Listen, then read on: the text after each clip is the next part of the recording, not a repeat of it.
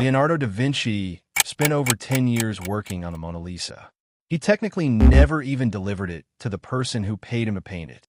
One of the most brilliant minds in history, and he still couldn't just finish the thing. Sound familiar, right? Maybe you've got a deadline tomorrow, and somehow you're reorganizing your desk instead of opening your laptop. Turns out this isn't new. Over 2,000 years earlier, Aristotle was already writing about the exact same struggle. He even had a word for it: akrasia. Acting against your own better judgment. Knowing exactly what you should do and doing something else anyway. Back then, the distraction was idle conversation in the marketplace. Today, it's a phone with an endless supply of reasons not to start. Same war in your head, just a much more effective enemy. Here's what's actually happening. Your brain isn't built to tell the difference between a scary task and a scary animal. When you look at something big and overwhelming, like a report, a project, or a hard conversation, a small part of your brain called the amygdala flags it as a threat. Not a metaphorical threat, an actual one. And your brain's answer to a threat has always been the same: fight it, run from it, or freeze. Most of us freeze. We just call it procrastination.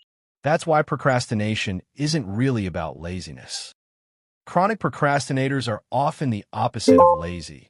They're perfectionists, carrying a real fear of doing the task badly. Da Vinci wasn't lazy either. He kept revisiting the Mona Lisa because, by most accounts, he was chasing something he was afraid he couldn't get right. The task felt too big to survive, so some part of him kept freezing instead of finishing. So here's the one move that actually works because it targets the exact mechanism causing the freeze. Your amygdala doesn't flag small things as threats.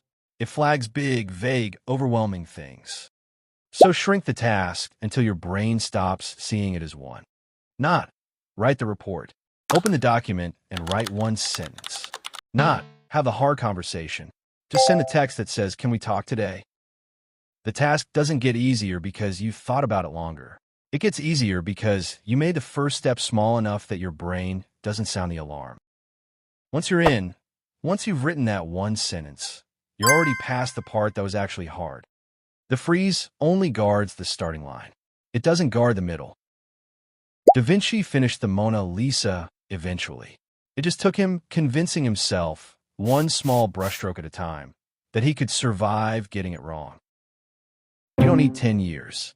You need one sentence, one text, one small step your brain won't flag as a threat. What's the task you've been avoiding?